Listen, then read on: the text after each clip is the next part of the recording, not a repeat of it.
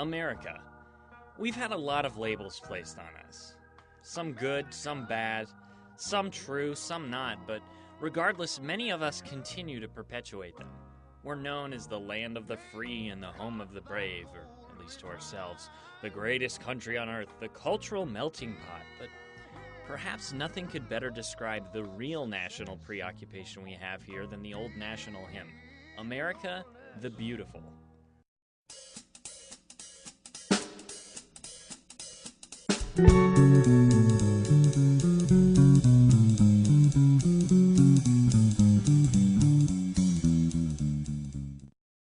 Being a beautiful person seems to be a very high priority for about 90% of the country, primarily the female population. Now, males, though not necessarily seeking to be beautiful all the time, generally prefer at least to be as good-looking as possible.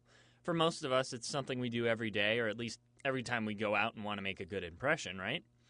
While we may not spend every waking minute trying to make ourselves as physically attractive as possible, looking good is a national addiction. And there are many women and men out there who are so addicted to looking good that they spend hours a day and thousands of dollars a year to do so. Just look at the million plastic surgery, liposuction, facelift shows that abound on television networks like Discovery, Style, and Lifetime, and you'll see what I mean. Look at the success of shows like America's Next Top Model and The Bachelor. You ever see an ugly or overweight girl on that show? No, me neither. How about the multi-billion-dollar women's magazine industry? Did you know that 70% of teen girls who view magazines like Teen Vogue, Cosmo, and others come away feeling depressed and unattractive and have a poor self-image? We truly place value on the here and now and looking as good as we can. But at the end of our lives, when we're all wrinkled bags of flesh and we have bad backs, deteriorating health, and memory loss, is it going to matter at all? Are we honestly going to be more satisfied with ourselves because we took the time to always be as attractive as we could? Isn't there something more important and beneficial we could do?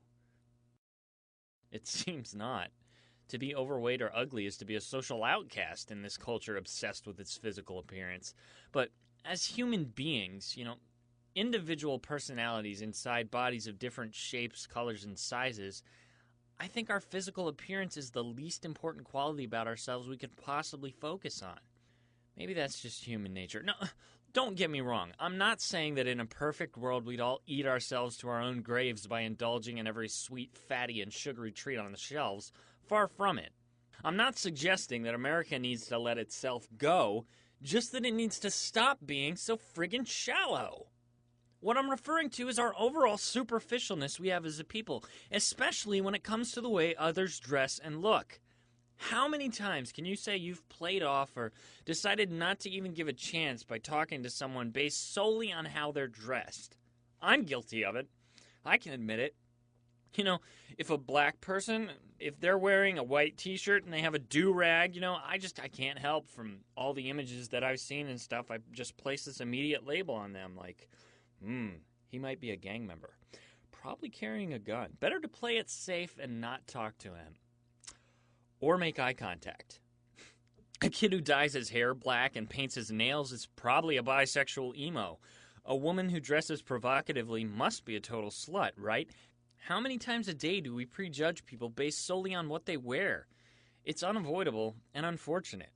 We have this natural instinct to judge things based on their looks. But if that's the case, what does what I wear say about me? What does what you wear say about you? I've pretty much never been a trend follower when it comes to the fashion world, something that's probably pretty evident by my choice of wardrobe in my videos. Now, that's not to say that in real life I don't ever dress nice, because I do. But there's a difference to me between looking nice and looking trendy. Looking nice is something you can do on a reasonable budget, but looking trendy is just blowing tons and tons of money to stay in the now with what you wear, and I just don't see the point. People, if you're wondering what the biggest thing is that inspired this rant, well, it's this. In the past month, I've heard from more than 3 different sources that jean shorts are out of style this year.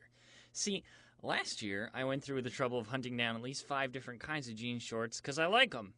They're comfortable to wear. They go well with just about anything during the summer, and also I'd grown both vertically and horizontally a bit last year, and my old ones were simply too frickin' tight for me to wear. My first reaction upon hearing this was a mental, crap. But this line of thinking really only lasted for about 3 seconds before something much more interesting went off in my mind. Who decided they were out of style? Was there some collective agreement that society came to in deciding jean shorts were no longer fashionable? I didn't get that on a census of any kind, did you guys? Well, the answer hit me like a ton of bricks where it really came from, and I can't believe I didn't realize it until now. The idea of the fashion world is complete crap. Are we honestly all still naive enough to believe that we as a people decide what clothes are popular and what looks are in style? That it's we, the commoners, who have decided to make the Versace's, Armani's, and Dolce & Gabbanas of the world the millionaire money-making machines they are? No. Once again, our power defaults to the upper crust of society and what they're wearing. The millions of useless periodicals such as Us Magazine and People at the checkout counter, as well as the countless shows about fashion and critiquing people on what they wear, don't even get me started on that crap. Well, that's all what determines what looks are in style. But why such a drastic change from last year to now? Oh, and this is the most obvious thing of all. I mean, I was slapping myself in the forehead when it came to me. Why? To keep us buying clothes we don't really need. To continue to help the fashion industry thrive. Sorry, but I just can't justify spending $50 or $60 more to get a shirt at the Tommy Hilfiger store when I can get an almost identically styled one at Penny's for $10.